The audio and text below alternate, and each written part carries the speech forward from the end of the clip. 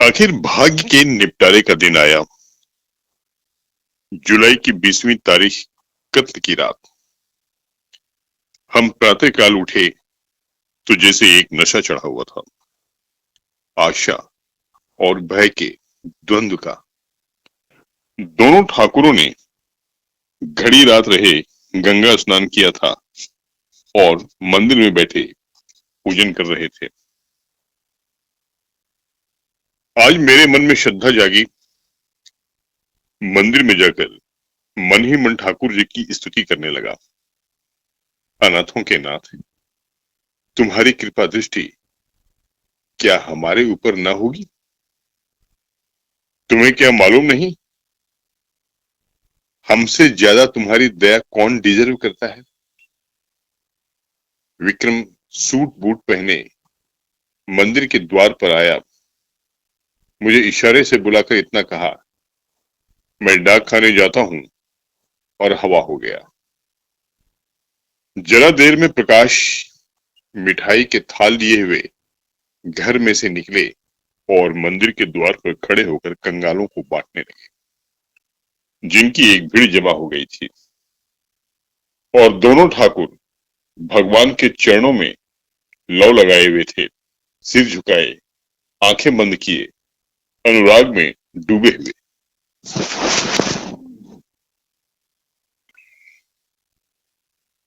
बड़े ठाकुर ने सिर उठाकर पुजारी की ओर देखा और बोले, भगवान तो बड़े भक्त वत्सल हैं, क्यों पुजारी जी? पुजारी जी ने समर्थन किया, हाँ सरकार, भक्तों की रक्षा के लिए तो भगवान क्षीर सागर से दौड़े और गज को ग्राह के मुंह से बचाया। एक क्षण के बाद छोटे ठाकुर साहब ने सिर उठाया और पुजारी जी से बोले, क्यों पुजारी जी, भगवान तो सर्वशक्तिमान है, अंतर्यामी है, सबके दिल का हाल जानते हैं। पुजारी ने समर्थन किया, हाँ सरकार, अंतर्यामी न होते तो सबके मन की बात कैसे जान जाते? शबरी का प्रेम देखकर स्वयं उसकी मनोकामना पूरी की। पूजन समाप्त हुआ, आरती हुई। दोनों भाइयों ने आज ऊंचे स्वर से आरती गाई और बड़े ठाकुर ने 2 रुपए थाल में डाले। छोटे ठाकुर ने 4 रुपए डाले। बड़े ठाकुर ने एक बार कोप दृष्टि से देखा और मुंह फेर लिया। सहसा बड़े ठाकुर ने पुजारी से पूछा, तुम्हारा मन क्या कहता है पुजारी जी? पुजारी बोला, सरकार की फतेह है।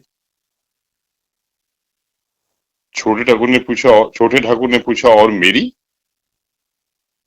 पुजारी ने उसी मुस्तैदी से कहा, आपकी भी फतेह है।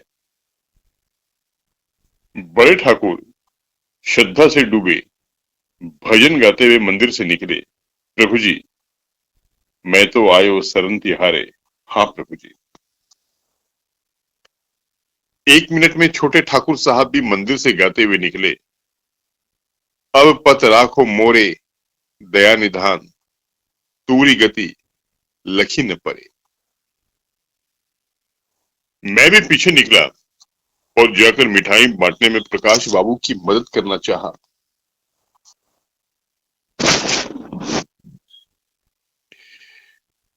उन्होंने थाल हटाकर कहा, आप रहने दीजिए, आप रहने दीजिए, मैं अभी बांटे डालता हूं, अब रह ही कितनी गई है। मैं खिसियाकर डाक खाने की तरफ चला कि विक्रम मुस्कुराता हुआ साइकिल पर आ पहुंचा। उसे देखते ही सभी जैसे पागल हो गए। दोनों ठाकुर सामने ही खड़े थे। दोनों बाज की तरह झपटे। प्रकाश के थाल में थोड़ी सी मिठाई बच रही थी। उसने थाल जमीन पर पटका और दौड़ा, और मैंने तो उस उन्माद में विक्रम को गोद में उठा लिया, मगर कोई उससे कुछ पूछता नहीं। सभी जय जयकार की हाक लगा रहे हैं। बड़े ठाकुर ने आकाश की ओर देखा। और बोला, राजा रामचंद्र की जय। छोटे ठाकुर ने छलांग मारी, बोलो हनुमान जी की जय। प्रकाश तालियां बजाता हुआ चीखा, दुहाई झक्कड़ बाबा की।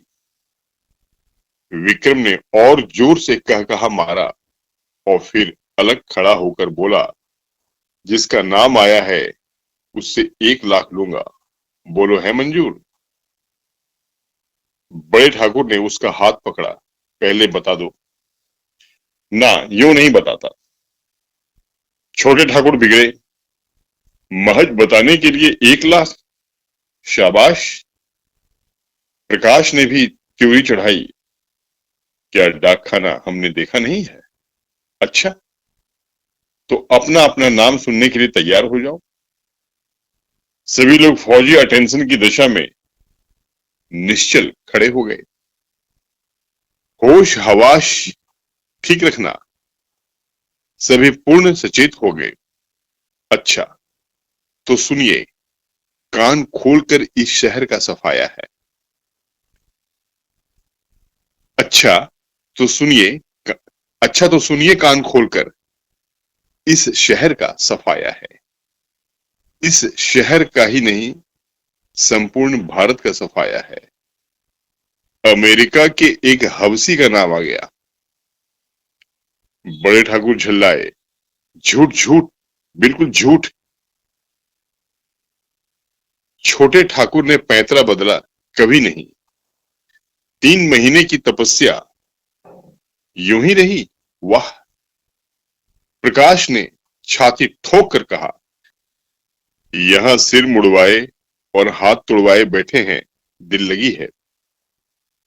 इतने में और 50 आदमी उधर से रोनी सूरत लिए निकले।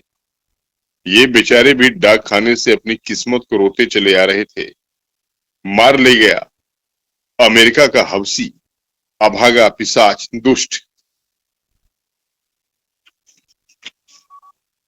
अब जैसे किसी को विश्वास न आता, बड़े ठाकुर झल्लाए हुए मंदिर में गए और पुजारी को डिसमिस कर दिया। इसीलिए तुम्हें इतने दिनों से पाल रखा है, हराम का माल खाते और चैन करते हो। छोटे ठाकुर साहब की तो जैसे कमर टूट गई। 2-3 बार सिर पीटा और वहीं बैठ गए, मगर प्रकाश के क्रोध का पारावार न था। उसने अपना मोटा सोटा लिया और झक्कड़ बाबा की मरम्मत करने चला। माताजी ने केवल इतना कहा, सभी ने बेईमानी की है, मैं कभी मानने की नहीं। हमारे देवता क्या करें, किसी के हाथ से थोड़ी ही छीन लाएंगे। रात को किसी ने खाना नहीं खाया। मैं भी उदास बैठा हुआ था कि विक्रम आकर बोला, चलो होटल से कुछ खाएं। होटल से कुछ खा आए। घर में तो चूल्हा नहीं जला। मैंने पूछा, तुम डाक खाने से आए तो बहुत प्रसन्न क्यों थे? उसने कहा, जब मैंने डाक खाने के सामने हजारों की भीड़ देखी तो मुझे अपने लोगों के गधेपन पर हंसी आई। एक शहर में जब इतने आदमी हैं तो सारे हिंदुस्तान में इसके 1000 गुने से कम न होंगे, और दुनिया में तो लाख गुने से भी ज्यादा हो जाएंगे। मैंने आशा का जो पर्वत सा खड़ा कर रखा था, वह जैसे एक बारगी इतना छोटा हुआ कि राई बन गया।